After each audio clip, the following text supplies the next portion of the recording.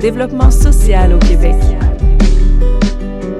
Un balado à découvrir du RQDS.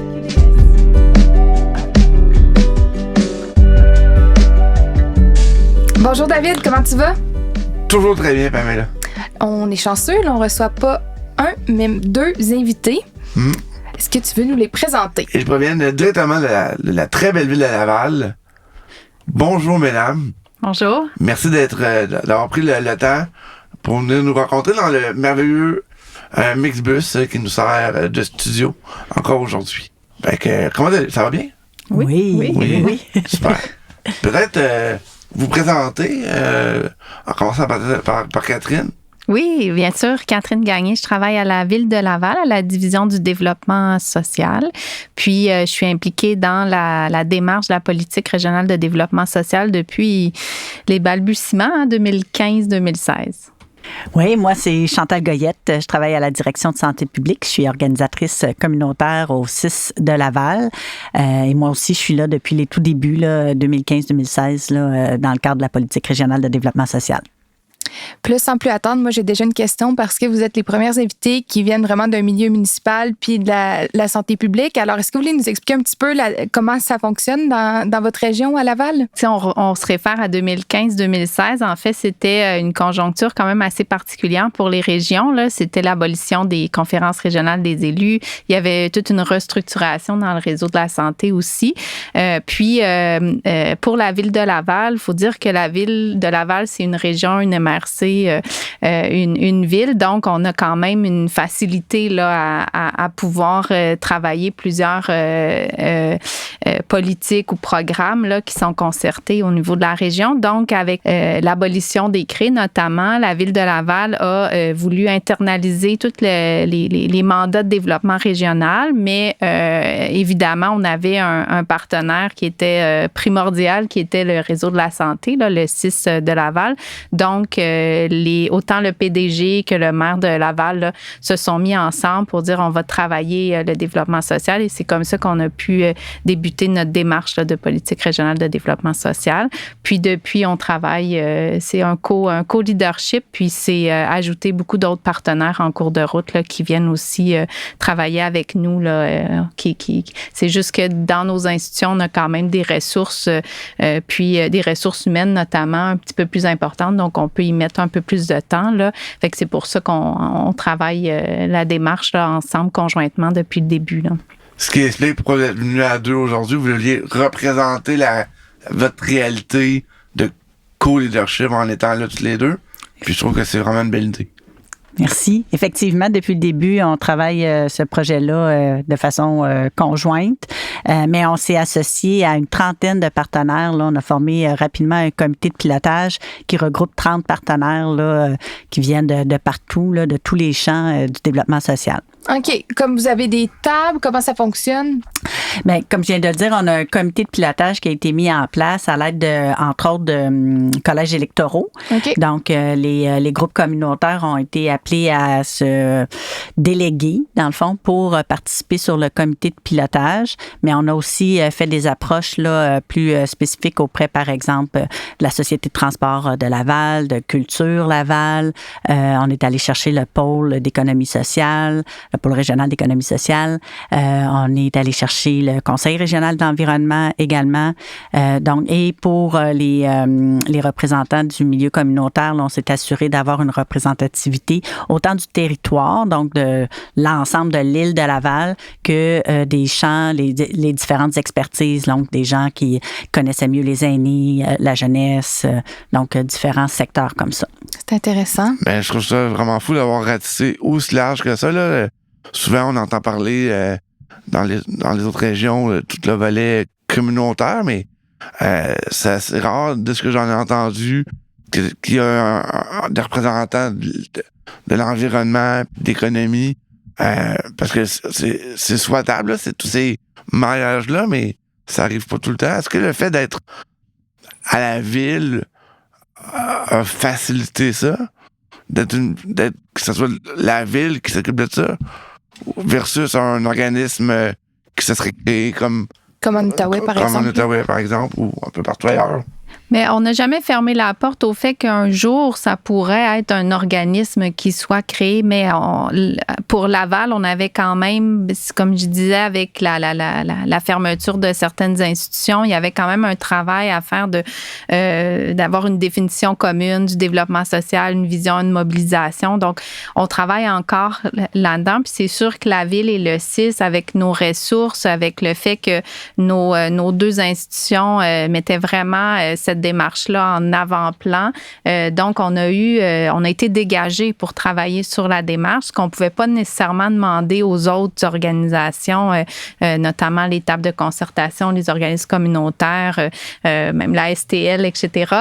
Donc, il y a un leadership qu'on a porté, mais ceci dit, la démarche évolue, puis on est en train encore de travailler à la gouvernance là, définitive, qui n'est pas encore terminée. Donc, on sait jamais. Là, nous, on est vraiment au service de la démarche. Là.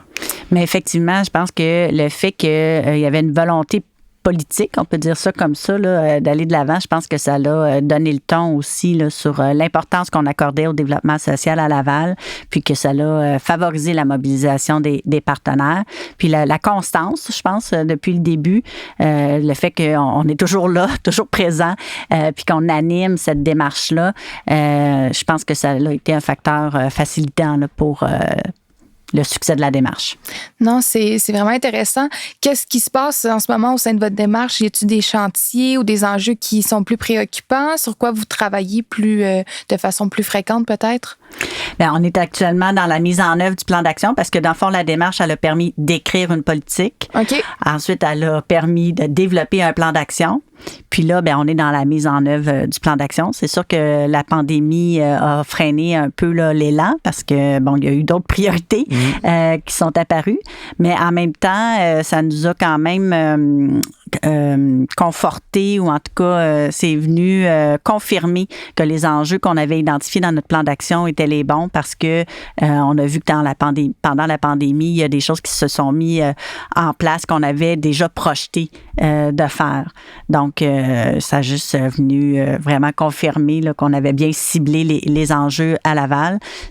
C'est juste que la pandémie les a mis... les a fait ressortir. Les a fait ressortir encore de façon plus importante, là, je te dirais. Ça serait quoi les comme 2-3 plus grands enjeux que vous vivez à Laval au niveau du développement social? C'est sûr que là, il y a eu tout l'aspect soutien aux personnes itinérantes, par exemple. Là, on travaille fort à pérenniser le refuge qu'on a mis en place durant la pandémie. Donc, ça, c'en est un. Catherine? Il y a les enjeux du logement social et abordable. Puis ça, c'est sûr que on avait déjà des travaux en cours avant la pandémie, mais c'est sûr que là, ça va colorer le reste des travaux, là, mais ça confirme aussi qu'on était quand même, on avait bien identifié les enjeux. Sinon, il y a quand même la question de la main-d'œuvre qui revient. Puis là, on est en train de voir comment on peut le travailler dans le cadre de la politique régionale de développement social. La pénurie de main-d'œuvre qu'on entend partout. Puis il y a les concertations locales aussi. Je pense que c'est un autre outil au niveau du développement social là, qui est très important. Puis qu'on avait ciblé, puis que là, on voit la portée que ça peut avoir là, pour représenter la voix des citoyens là, dans chacun des secteurs de Laval, qui passe, oui, par les organismes communautaires, mais aussi par les citoyens eux-mêmes là, qui peuvent prendre contact aussi. Plus terrain. Oui, plus terrain. Si on me réfère aux autres régions, il y a souvent au niveau régional, puis ils ont des tables locales. Avez-vous un équivalent, table de quartier ou... on dit oui de la tête, je passe à rondelle. Bien, effectivement, dans le fond, quand je parlais des concertations locales, nous, c'est le terme qu'on utilise jusqu'à maintenant. Là. Certains commencent à utiliser table de quartier, mais c'est pas le vocable encore. Il n'y a pas de vocable officiel encore. Mais il y a des concertations locales. L'île de Laval est divisée en 6 secteurs. Okay. Puis il a été, dans le fond, on a fait un travail là, avec les partenaires locaux et régionaux pour identifier les territoires justement que les concertations allaient couvrir. Puis il a été décidé que les 6 territoire, 6 secteurs de Laval allaient avoir une structure de concertation qui pouvait être différente là, d'un secteur d'aménagement à l'autre. C'est vraiment les partenaires locaux qui décident de la formule qu'ils veulent avoir. Donc, il y a plusieurs formes de table de quartier, si on peut dire, qui est en train de se mettre en place là, à Laval. Certaines existent depuis plusieurs années. Dans d'autres secteurs, c'est pas encore tout à fait installé. Là. Donc, comment se passe la collaboration avec les différentes tables?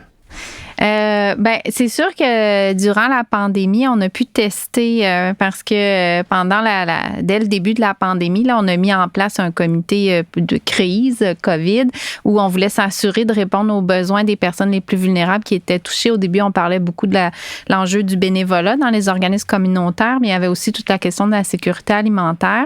Puis, rapidement, on avait un comité qui était plus régional, mais on a voulu rapidement s'appuyer sur ce qui se faisait dans les localités, puis de pouvoir avoir le pouls des besoins, des enjeux.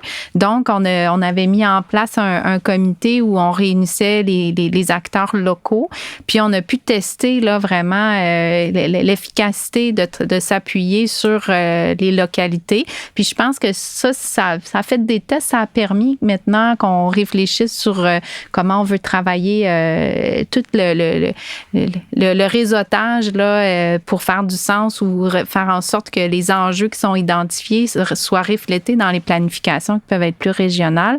Donc, je pense que la collaboration est bonne, mais après, c'est sûr qu'on a à suivre les démarches selon les différents secteurs, selon leur réalité. Mais on sent vraiment, je pense, là, que tout le monde est d'accord là, qu'il y a vraiment une utilité là, à travailler le local, le régional, et même aussi les concertations qui sont régionales, mais qui sont sectorielles.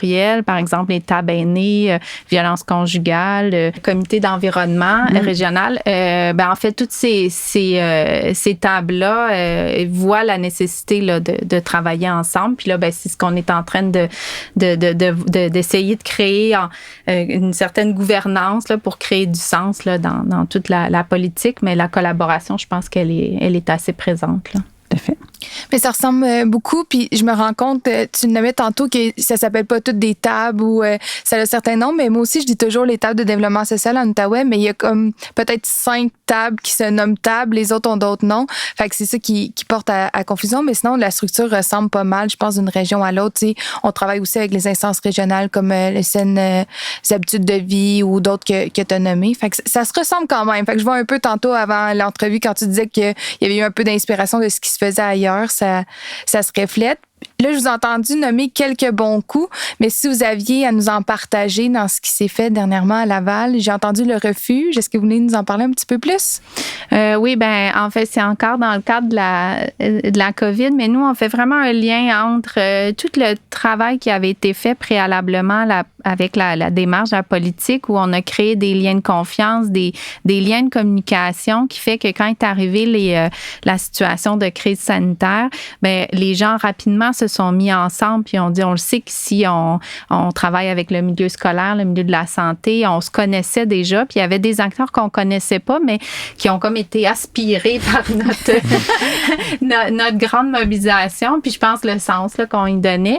Donc à partir de ça, par exemple, on a fait un grand constat qu'à Laval, il y a tous les services auprès des personnes itinérantes qui sont plus dans la chronicité là. On avait beaucoup de services qui étaient offerts pour de l'insertion, mais pour un refuge d'urgence pour des gens qui vivent de l'itinérance, par exemple, on n'en avait pas. On avait quelques chambres, là, mais pas un refuge comme tel. Puis on référait beaucoup aux autres régions.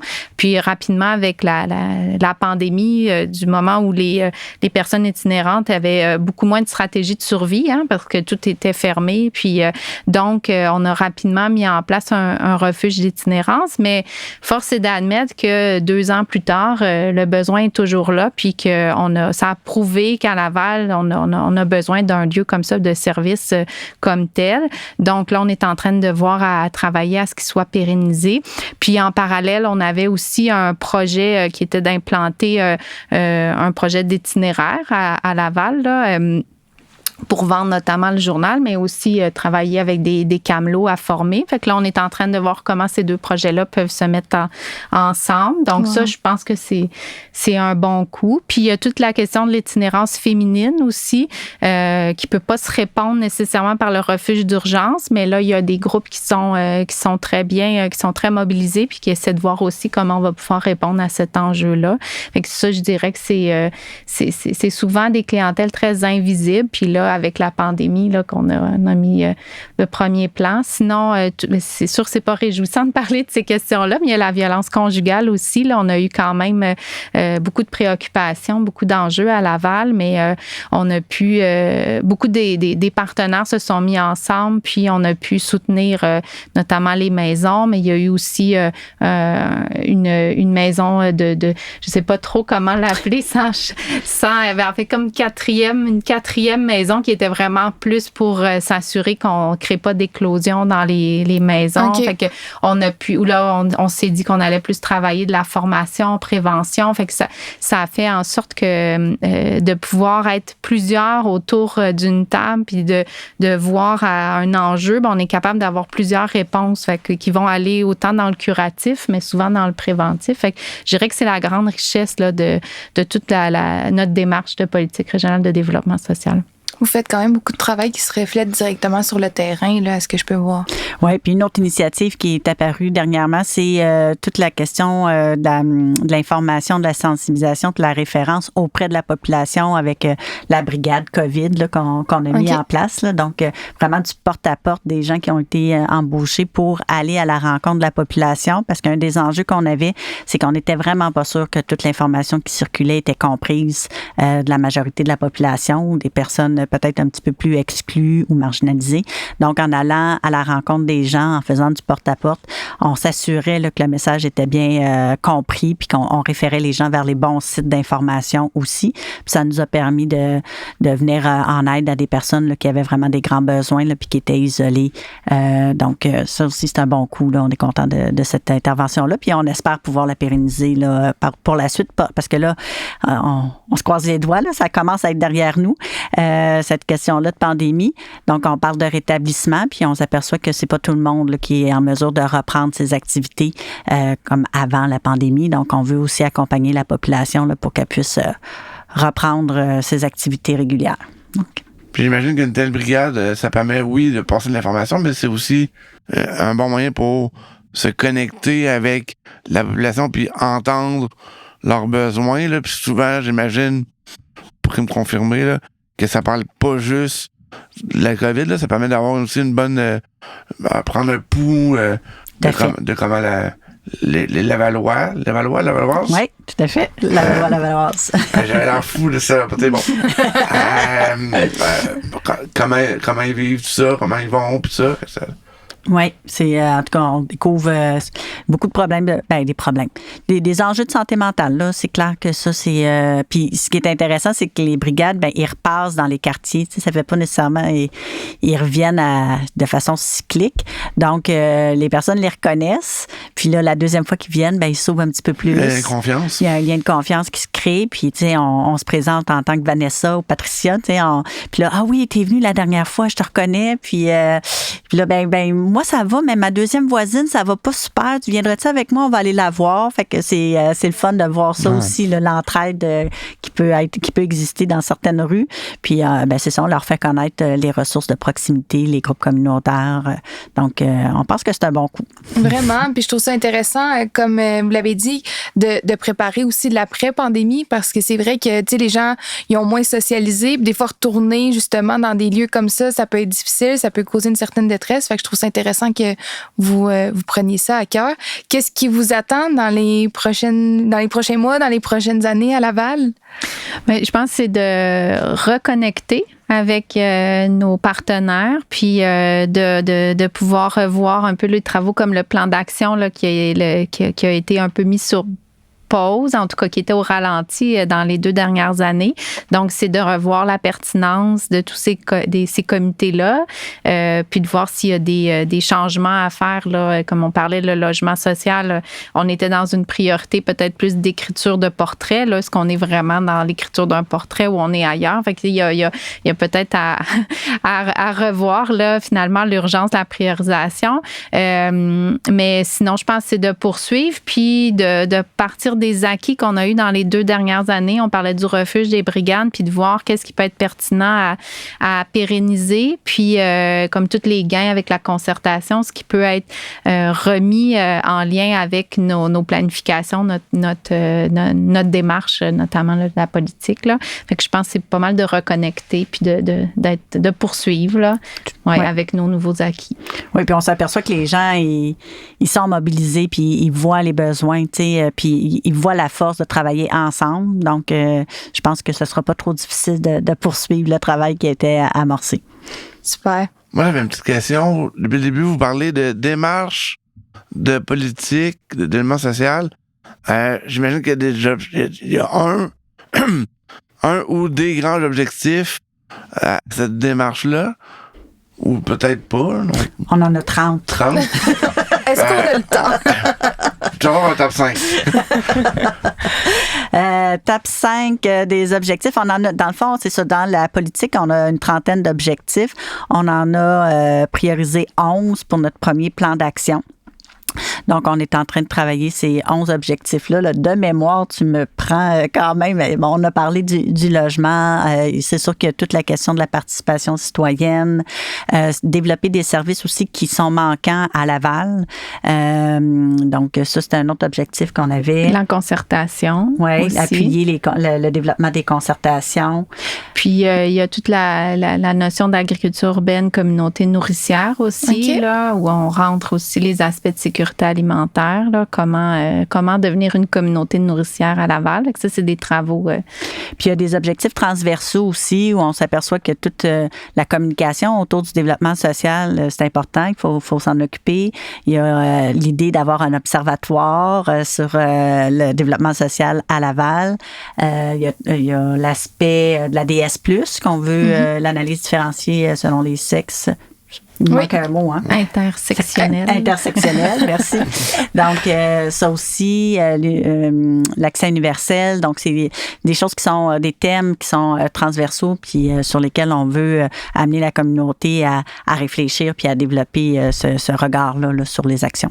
Puis si on veut en savoir plus sur les 30 objectifs ou ce qui se passe à Laval, est-ce qu'on peut vous suivre sur les réseaux sociaux? Avez-vous un site web? Il y a un lancement de site web là, qui est annoncé là, avant les fêtes. Là, ça devrait sortir. Donc, vous allez pouvoir retrouver l'information sur la PRDS, donc la politique régionale de développement social. Fait qu'on a un scoop. Oui! On a un scoop, mais la capsule va être diffusée après le lancement. Mais on le reçoit en premier ici. Donc, toute l'information va se retrouver sur ce site web-là. C'était un besoin qu'on avait depuis un certain temps parce que c'est ça. On utilisait le site de la ville, mais là, on veut vraiment une identité propre à cette démarche-là. Bien, je vais m'en inspirer. On regarde, nous, pour lancer le note bientôt, mais on cherchait une formule parfaite. Fait que c'est sûr que je vais aller voir ce que vous avez décidé de faire. Est-ce t'avais-tu d'autres questions qui te viennent comme ça? Ben oui, en fait, qu'est-ce qui vous a... Parce que de ce que j'en comprends, là, vous êtes toutes les deux très passionnées par le sujet. Qu'est-ce qui vous a amené à ce mandat-là, ou qu'est-ce qui vous allume là-dedans? Ça finit avec une grosse question. Hey, ça va fort, hein? On peut laisser faire. Là, si vous voulez. Ben, pour ma part, en fait, je travaillais à la conférence régionale des élus sur notamment les dossiers de lutte à la pauvreté.